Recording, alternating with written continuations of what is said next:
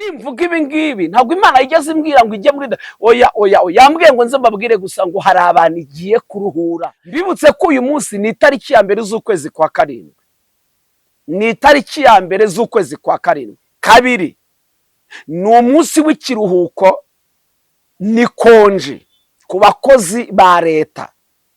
Noneho usomera ijambo ku munsi wa mbere w'ukwezi kwa karindwi, umutima ujya utera umubiri kuruha, ariko iyo umutima waruhutse beneda ntabwo upfa kumva umuruho w'umubiri. Ndayitaba, maze kuyitaba umuntu arambwira ngo Imana iguha umugisha, Imana iguha umugisha, ntimurakoze.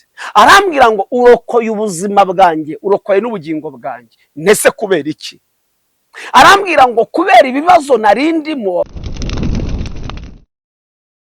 Ndabashuhuje mu izina rya Yesu Kristo. Imana ibahe umugisha. Reka twongere dushimire Imana ko iduhaye umwanya mwiza wo kugira ngo tubane muri uyu mwanya.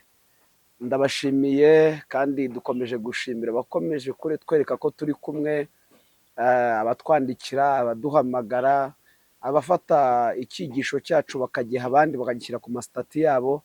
Imana ibahe umugisha. Rero mbahaye ikaze muri kino gitondo cyiza cy'umugisha. Bamwe ni mu gitondo, abandi ni mu yandi masaha bitewe n'aho umuntu ari, ariko impamvu imwe nyamukuru inzanye hano, twaherukanaga kandi tuzakomeza tubane kenshi, ariko nzanywe no kubaha mesaje Imana yampaye muri iki gitondo. Imana yampaye mesaje, niyo nje kubaha kugira ngo nyitange nk'uko Imana yayimpaye. Ntabwo Imana ivuga hatari impamvu. Buriya haba hari umuntu yashatse gutumaho, kandi Imana ijya kuvuga ivugira mu bantu. Iyo ishaka gutuma ku muntu ituma umuntu, iyo ushaka gusanga umuntu amwisangira ku giti cye ikaba yatuma umuntu ku wundi. Ni Imana ikorera mu bantu. Reka tubanze dusenga Imana, rero dushimira Imana yaduhaye ubuzima. Njya mbabwira ngo nicyo kintu cya mbere gikomeye kuruta ibindi. Nubona uri muzima, nubona uhumeka, ujye umenya ko n'ibindi byose bishoboka. Narababwiye ngo ntabwo Imana yaguha ubuzima ngo ikwime ibikenerwa mu buzima. Nasanze burya ubuzima ni ikintu gikomeye. Abantu rimwe na rimwe tujya duha agaciro iyo twageze mu byago n'amakuba, cyangwa iyo turi kwa muganga. Ariko ujye umenya ngo ibindi byose twabiguha. Umuntu ashobora kuguha amafaranga, yakubakira inzu. Njya numva rwose abantu kumva ngo yahaye undi muntu inzu, yamuhaye imodoka, umuntu akakurira amashuri ukiga. Rwose tujya turemera abandi, natwe hari abajya baturemera, ariko nasanze ntawe ushobora kukuremera ubuzima, ntawe uhari. N'abaganga ngo barasanasana iminsi ikicuma, ariko nasanze basa n'uw'Imana itararekura. Iyi Imana yamaze kukurekura nta kintu wabikoraho. Tujya twumva ngo bari kuri za bomboni. Impamvu babongerera umwuka ni uko uw'Imana yabashyizemo butarashiramo. Iyo washizemo bomboni nta kintu zikora. Niba uri muzima rero ugihumeka, nubwo waba ukiri kwa muganga, ndabizi ko hari abadukurikirana bari kwa muganga ubabazwa n'umubiri, ariko reka nkwibutse ko nubwo ubabazwa n'umubiri, twizera Imana ibasha gukiza. Ubwo ugihumeka, ubwo ukiri mu mwuka w'abazima, Imana ibasha gukiza, igakura aho ngaho ukazatanga ubuhamya. Hari abari mu magereza ahantu hatandukanye, bari mu bihe bigoye ubuzima bwabo pe. Ariko reka mbibutse ikintu kimwe, umuntu agihumeka ni umukandida wo gutabarwa. Umuntu akiri muzima ubuzima bwahinduka. Reka nkubwize ukuri, birashoboka. Hari icyigisho ejo bundi twashyizeho, noneho umuntu aranyekera avuga ngo ese nanjye Imana yaranyumvishije, nanjye Imana yantabara ikangirira gutya, nanjye Imana yankura muri buno buzima. Muri make ubuzima bayemo arumva bidashoboka ko yabuvamo, yewe na mesaje yatanzwe arumva atariye kubera igihe atinze muri icyo kigeragezo. Ariko reka mbibutse, nawe umeze gutyo cyangwa uri hanyuma y'uwo nguwo, ndagira ngo mwibutse ngo kuba ugihumeka, kuba ukiri muzima, amateka yahinduka. Nta hantu kuri Imana itakura umuntu, nta hantu kuri Imana itageza umuntu. Mu nkundiro dusenge dushimire Imana, tubanze tuyishimire ko yaduhaye ubuzima. Nicaye hano mbaha mesaje ngiye kubaha kubera ko ndi muzima, munteze amatwi kubera ko mukiri bazima, mu gihumeka umwuka w'abazima. Ibyo tubishimira Imana. Haravuze ngo ibyo atarakora sibyo byamara imbaraga zo gushima. Mureke dushimire Imana, kandi iryo ni ishimwe twese dusangiye. Iryo ni ishimwe dusangiye. Yenda hari abafite amashimwe y'amazu, twese tuyafite, ariko ishimwe duhuriyeho ni rimwe, nuko tugihumeka umwuka w'abazima. Reka dusenga Imana tuyishimire, maze tuyisaba kubana natwe muri uyu mwanya mwiza, tujye kuganira icyo Imana yashyize ku mitima yacu. Turagushimiye kuri Imana nziza, uri uwo kwizerwa kandi uri uwo kwiringirwa. Nta yindi Imana ihwanye nawe. Ni wowe waduhaye ubuzima, turabigushimiye. Ari njye wampaye ubuzima, abankurikiye wabahaye ubuzima, abari mu Rwanda n'abari mu mahanga bose wabahaye ubuzima. Ushimwe ko waduhaye ubuzima, turabigushimiye. Bananjye muri uyu mwanya, kandi abagiye gutega amatwi icyo wamuhaye kigira icyo gikora mu buzima bwabo. Tuzumva ubuhamya bw'abashima, natwe tuzanezezwa yuko uherekeza ijambo ryawe kugira ngo risohoze mu izina rya Yesu Kristo, amen. Imana ibaha umugisha kandi Imana ibagirire neza. Mbazaniye message Imana yampaye muri iki gitondo. Iwacu tujya tugira amasengesho ya mu gitondo, ayo twita nibature, by'umwihariko dufite n'amasengesho iwacu turimo y'iminsi 3. Imana yadutegetse kuba imbere yayo kuva ku wa mbere kuzageza ku munsi w'ejo wa gatatu. Iduha amasengesho, iduha teme nziza cyane, iri muri Yesaya ibice 14, harimo ijambo rivuga ngo igiye kuturuhura. Niyo magambo turimo dusengeramo kandi dufite ibihe byiza cyane. Imana ibaha umugisha. Ndi mu gitondo mu niba turimo dusenga, Imana impa message inyemeza ko ngomba kuyitanga aho ndi buze kubonera uburyo bwose. Mu gitondo nayitanze muri niba ture, namwe nje kuyibaha, n'ahandi ndi buze kugira umugisha wo guhagarara uyu munsi ndaza kubaha iyi message kuko umwuka w'Imana yanyemeje ko ngomba kuyitanga. Reka dusome ijambo ry'Imana riri mu Kuva 12, turasoma umurongo wa 2 wonyine. Kuva 12 umurongo wa 2 haravanga uku kwezi kuzababera imfura y'amezi, kuzababera ukwezi kwa mbere mu myaka. Uku kwezi kuzababera imfura y'amezi, kuzababera ukwezi kwa mbere mu myaka. Noneho reka tujye mu Balewi, ari naho message nyamukuru iri. Abalewi ibice 23 umurongo wa 24. Abalewi ibice 23 umurongo wa 24. Haravuga ngo bwira Abisiraheli uti mu kwezi kwa 7 ku munsi wako wa mbere hajye hababeraho umunsi wo kuruhuka, ube uwo kubibukisha, murangisha kuvuza amahembe, muteraneho guterana kwera. Reka nsubiremo. Bwira Abisiraheli uti mu kwezi kwa 7 ku munsi wako wa mbere hajye hababeraho umunsi wo kuruhuka, ube uwo kubibukisha, murangishe kuvuza amahembe, muteraneho guterana kwera. Amen. Iri jambo Imana yari impaye mu gitondo, noneho ndibaza kubera iki iri jambo Imana iri impaye. Icya mbere ni kimwe, yenda mbere yuko icyo mvuga icyo yambwiye, mbibutse ko uyu munsi ni itariki ya mbere z'ukwezi kwa 7. Ni itariki ya mbere z'ukwezi kwa 7. Kabiri, ni umunsi w'ikiruhuko, ni konji ku bakozi ba leta. Noneho usomera ijambo ku munsi wa mbere w'ukwezi kwa 7, mujye mukoraho ikiruhuko, ariko nubwo hariho ikiruhuko habeho no guterana kwera. Imana yambwiye impiri jambo, irambwira ngo kuno kwezi kugiye kubabera ukwezi ko kuruhuka. Nimvuga kuruhuka, abakoze ikiruhuko baruhutse imirimo bakoraga, ariko nubwo baruhutse imirimo bakoraga hari indi mirimo barimo yenda bari barabuze umwanya wo gukora. Muze kunyumvira mu isi y'umwuka, kuko Imana yari impaye ngo nze mbabwire ngo muri kuno kwezi hari abantu Imana igiye kuruhura. Beneda, iyo tuvuze kuruhuka buri muntu wese agira uwe mu ruho, ariko Imana yambwiye ngo nze mbabwire ngo kuno kwezi kwa 7 kuri iyi tariki ya mbere hari abantu Imana igiye kuruhura. Birashoboka ko ari umwe Imana yantumye, birashoboka ko ari babiri, kuko ndabizi neza abari buze kunkurikira bose ntago ariko barushye. Iyo mvuze muri rusange ni muri rusange, kuko sinzi ngo Imana yantumye kurinde, ariko haba hari umuntu umwe cyangwa babiri Imana yageneye iyi message. Reka mbabwize ukuri, Imana yambwiye ngo kuno kwezi, iyi tariki ya mbere y'ukwezi kwa 7, umunsi w'ikiruhuko, hari abantu Imana ije kuruhura. Reka mbaho ubuhamya bumwe bw'ikintu kigeze kimbaho, ndibaza ko nigeze mbuvuga n'igihe kimwe. Nari nagiye kwigisha ahantu ari ku cyumweru, bakaba bagira ivugabutumwa kuri radio y'Umucyo nimugoroba. Tumaze kwigisha mu materaniro barambwira ati rero dufite n'ikiganiro waza ukajya kwigisha kuri radio y'Umucyo. Abana nta yindi gahunda mfite, reka tugende. Turagenda tujyayo, ntegura ijambo ry'Imana nk'uko numvaga umwuka w'Imana yampaye kuritegura.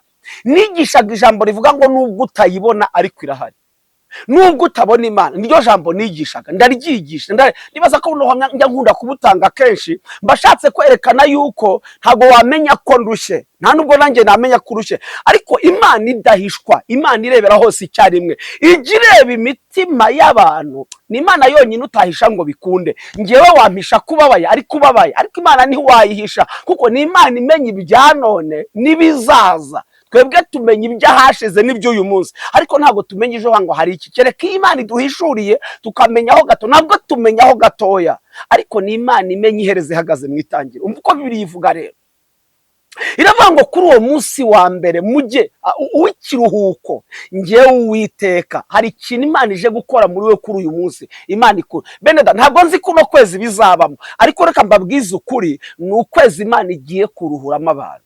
Njya kuri radiyo y'umucyo nigisha ijambo nk'uko narihawe rya inkuru zayo, ndaryigisha nshoje kwigisha dutanga nimero ya telefone, turi kumanuka tugeze hasi mura telefone irampamagara, umuntu abamagara na telefone nyinshi cyane yavuye kuri radiyo y'umucyo, ndayitaba. Maze kuyitaba umuntu arambwira ngo Imana iguhe umugisha, Imana iguhe umugisha, ntimurakoze.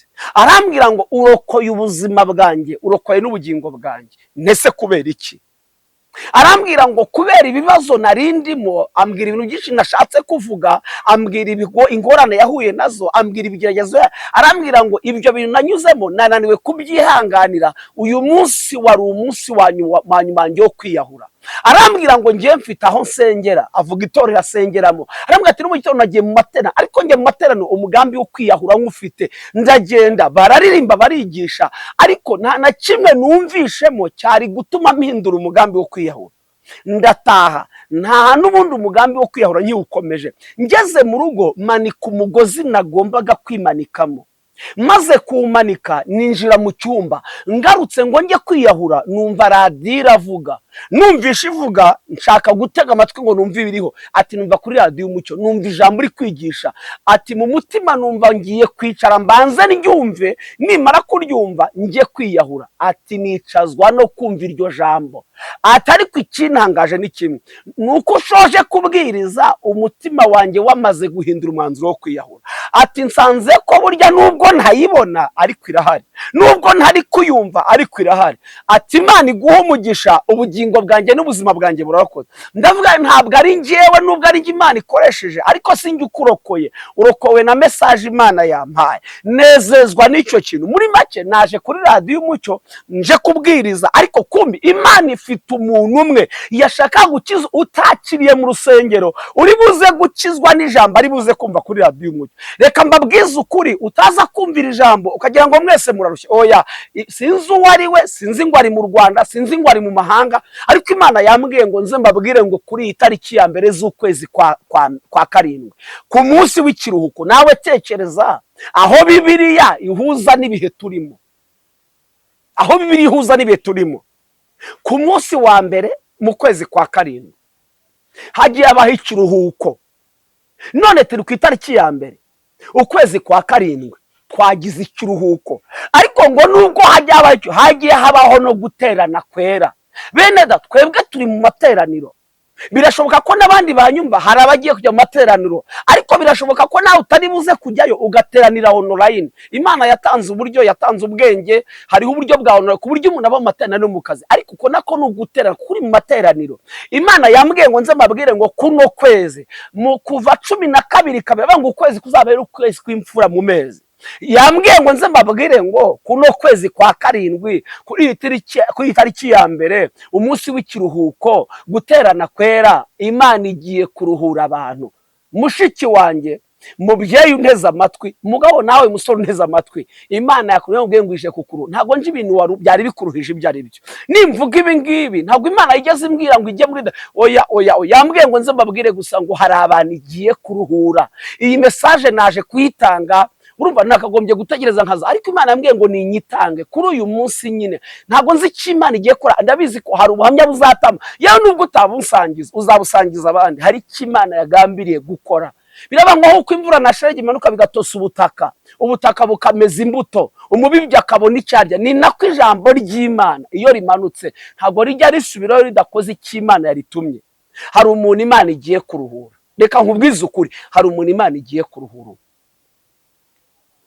Ubu mu mama, ubu mu papa, ubu musore, ubu mukobwa, hari umuntu Imana igiye kuruhura. Yenda simba ivuganye imbara, ariko hari umuntu Imana yambwiye ngo hari umuntu Imana igiye kuruhura. Kuri iyi tariki ya mbere z'ukwezi kwa karindwi, umunsi w'ikiruhuko, hari abantu bagiye kuruhuka. Uyu munsi bamwe bararuhutse pe, ariko hari ukuntu umuntu aruhuka mu mubiri, umubiri ukaruhuka ariko umutima urushye. Kandi kuruhuka kwa mbere nasanze ntabwo ari uko umubiri, kuruhuka kwa mbere ni uko umutima. Kuko namenye ko iyo umubiri uruhutse umutima ujya utera umubiri kuruha, ariko iyo umutima waruhutse bene da ntabwo upfa kumva umuruho w'umubiri. Rero ndabizi neza yuko uyu muruho Imana yavuze ntabwo ari uw'umubiri. Oya, kuruhuka k'umubiri abantu bajya ku mazi n'ahandi hakagenda akaruhuka, ariko bene da ntabwo wajya ku mazi ngo biruhure umuruho wo mu mutima. Oya, ntabwo amazi akuraho umuruho w'umutima. Cyakora cy'amazi n'ahandi bateme bishobora kuruhura umubiri w'inyuma, ariko ntabwo byaruhura umutima. Uyu muruho Imana ije kuruhura ntabwo ari uw'umubiri, Imana ije kuruhura imiruho y'imitima. Hari igihe umuntu aba mu kigerageza, akaba mu ntambara, umutima ukaruha, akajya agenda yivugisha kubera umuruho w'umutima. Hana yigeze agira umuruho ngo ajya gusenga, aramubwira ngo uzageza aho isindwe ryawe, mbese waretse vino? Ahana ati ntago ndi umugore unywa inzoga, sinasinze, ahubwo aya magambo nayatewe n'umuruho wo mu mutima. Hari igihe kubura urubyaro bituma umutima uruha. Abantu burya bajya kwiyahura benshi ntago ari kuba barushya umuruho w'umubiri, oya, ni umuruho w'umutima. Iyo arushya umutima abona ko kubaho bitagihari akajya kwiyahura. Reka mbabwize ukuri, ni ukuri kwiyampamagaye, kwiyabantumyeho, yambwiye ngo nze mbabwire ngo ije kubaruhura. Iyi tariki ya mbere ukwezi kwa karindwi ku munsi w'ikiruhuko, haleluya, Imana yambwiye ngo hari abantu ije kuruhura. Uraza kumva uruhutse, kandi hari icyabaye gituma umutima uruha. Imana iraza gukora igituma umutima uruhuka. Muri make kugira ngo umutima uruhe hari ikiba cyabaye. Hari impamvu ituma umutima uruha, hari impamvu ituma umuntu agira agahinda. Iyo Imana igiye kuruhura umuntu ntabwo iza ngo ibivuge gusa, ahubwo iravuga, ikivuze kigaherekezwa n'igikorwa. Ntabwo irakuruhura mu magambo rero, irakuruhura mu bikorwa, kuko n'ibyakuruhije birahari. Ntabwo rero Imana iri buze gukuraho umuruho idakuyeho icyazanye umuruho, ahubwo iyo Imana igiye gukuraho umuruho ikuraho icyazanye umuruho, umuruho ugahita urangira. Ntabwo Imana yaguhindurira izina ufite idakoze igitangaza. Burya kugira ngo izina rihinduke nuko hari icyo Imana iba yakoze kigatuma bahindura izina. Kimwe nuko iryo witwaga hari icyabaye bituma baguha iryo zina. Reka ntange urugero, umuntu udafite akazi yitwa umushomeri. Iryo zina ntabwo ari ryo yavukanye, ntabwo iri zina yarihawe n'ababyeyi, ntabwo yari iriri mu irangamuntu. Iri zina ryazanywe n'icyo ari cyo, ko atagira akazi. Iyo abonye akazi yongera kubwira abantu ngo nimuzanyite umushomeri. Why?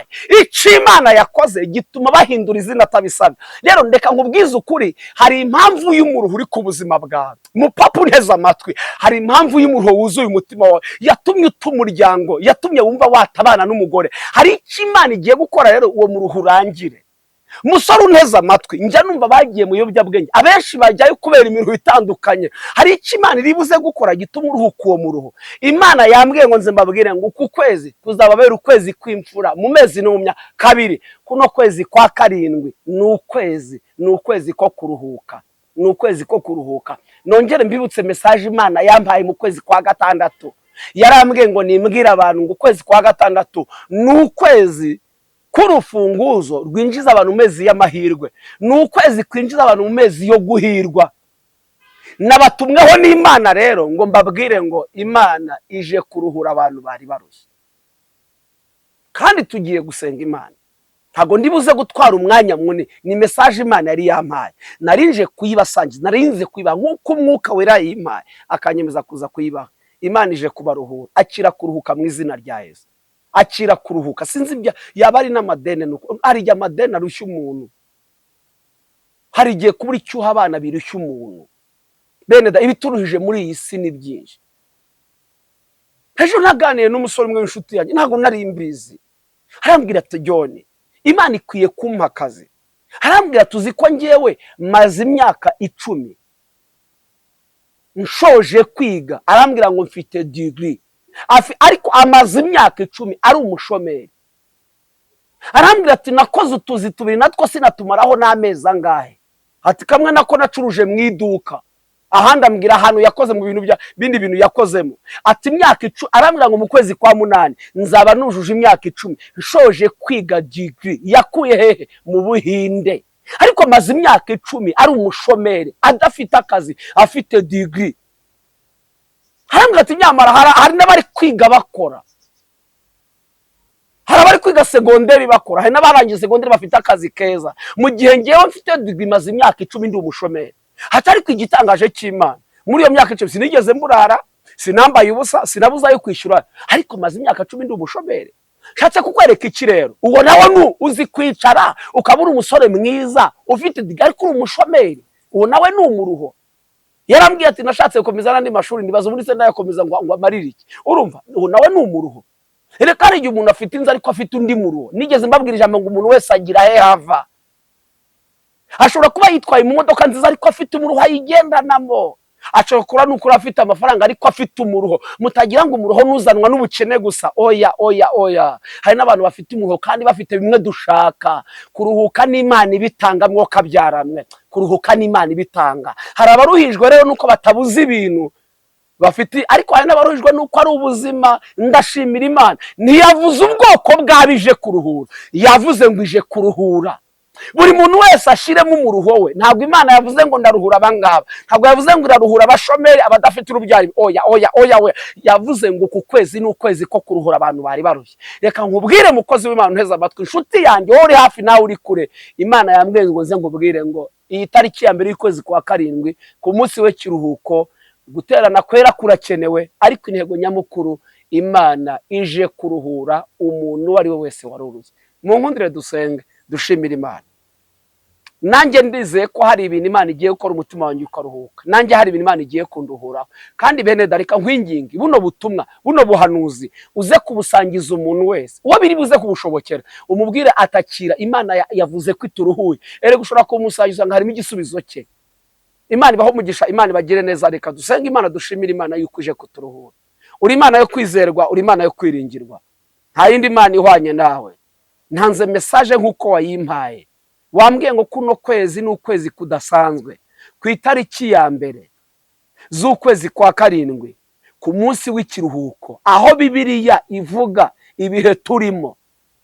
Turi ku itariki ya mbere y'ukwezi kwa karindwi, turi ku munsi w'ikiruhuko. Ndagushimiye yuko haruhutse imibiri, abantu baruhutse imirimo bakoraga, bafite ibindi barimo, ariko ndagushimiye ko mu isi y'umwuka wambwiye ngo uje kuruhura umuntu wese. Kandi ntabwo uruhura bamwe, uraruhura umuntu wese urushye. Ko wavuze ngo nta bwoko bw'abarushye wavuze ko uraze ngo mwese abarushye n'abaremere muze musange ndabaruhura. Ushimwe yuko waduhamagaye kugira ngo turuhure. Twakiye kuruhukira muri wowe, twakiye kuruhuka. Hari ibintu turuhuye, hari imitwaro dutuye yaritumye turushya. Tuzagushima tuguhimbaze, tuzavuga imino gukomera kwawe. Ntabwo tuzirata imbaraga zacu, tuzirata Imana yaturuhuye. Ntawe uzirata ko yatanze message, tuzirata Imana yabivuze, kandi twirata Imana ibikoze. Himbazwa n'amahanga yose. Dusabye bikeya, herekeza buno butumwa maze bukora icyo wagambiriye ko bukora mu mitima bagiye kubwakira, mu izina rya Yesu Kristo, amen. Imana ibaho umugisha, Imana ibigire neza, akiraho kuruhurwa n'Umwami Yesu, amen.